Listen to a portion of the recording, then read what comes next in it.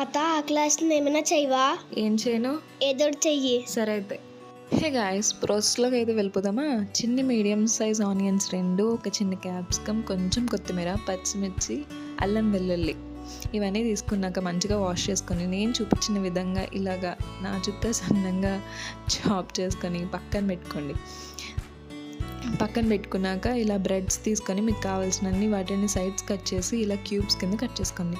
Stove on చేసి pan పెట్టుకొని దాని మీద కొంచెం ఆయిల్ వేసుకొని నేను చూపించిన విధంగా బ్రెడ్ స్లైసెస్ అన్నిటిని వల్ల స్ప్రెడ్ చేసుకొని నీట్గా రోస్ట్గా 2 సైడ్స్ కాలేలాగా చూసుకోండి. అవి మంచిగా రోస్ట్ అయ్యాక ఇలా కనిపిస్తాయి అన్నమాట, కొంచెం బ్రౌనిష్ అండ్ కొంచెం గోల్డిష్ కలర్లో. ఆ తర్వాత వేరే ఒక ప్యాన్ పెట్టుకొని అందులో అల్లం వెల్లుల్లి వేసుకొని నేను చూపించిన వెజ్జెస్ అన్నీ వేసుకొని ఇలా ఫ్రై చేసుకోవాలన్నమాట.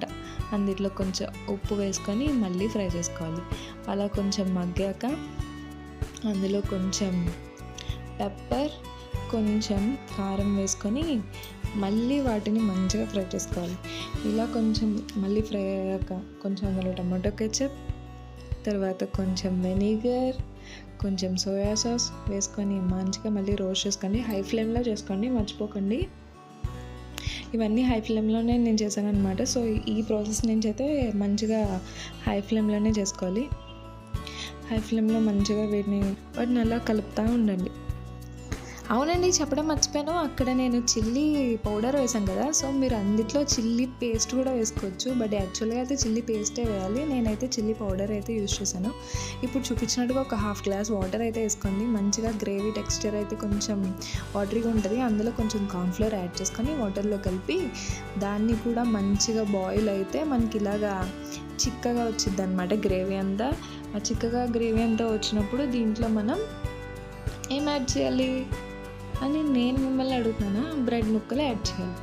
మనం కట్ చేసిన బ్రెడ్ ముక్కలన్నిటినీ అందులో వేసుకొని మంచిగా హై ఫ్లేమ్లో టాస్ చేస్తూ ఉండాలి. ఇంకా అవంతా గ్రేవీ అంతా టెక్స్చర్ అంతా వాటికి పట్టుకొని మంచిగా అయ్యే వరకు మనం అలా కలుపుతూనే ఉండాలి. హై ఫ్లేమ్లోనే ఉంచాలి. మీరు అసలు సిమ్ అన్నది యూజ్ చేయకండి. హై ఫ్లేమ్లో ఉంచి మంచిగా దానికి ఆ మసాలా అంతా ఒంటి నిండా పట్టించే విధంగా మనం కలపాలన్నమాట. సో అదంతా కలిపేశాక ఫస్ట్లో నేనైతే చిల్లీ పన్నీర్ యూజ్ చేసి ఉంటాము, చిల్లీ చికెన్ అయితే తినుంటాం కదా, బట్ ఈ చిల్లీ బ్రెడ్ ఏంటి అని అనుకున్నాను. బట్ ఇది కనిపించాక మా వాడికి పెట్టాక టేస్ట్ అయితే సూపర్ ఉందంట. నేను కూడా తిన్నానండి, టేస్ట్ అయితే చాలా బాగుంది. మీరు కూడా ఒకసారి ట్రై చేయండి. ఎందుకంటే మీ పిల్లలకి కూడా ఏదో సరదాగా మనం చేసుకున్నట్టు ఉంటుంది, పెట్టినట్టు ఉంటుంది, వాళ్ళకి తిన్నట్టు ఉంటుంది. మా మమ్మీ రకరకాలుగా చేస్తుందని అనిపిస్తుంది. చేసేయండి. ఇంకా లైక్, షేర్, సబ్స్క్రైబ్.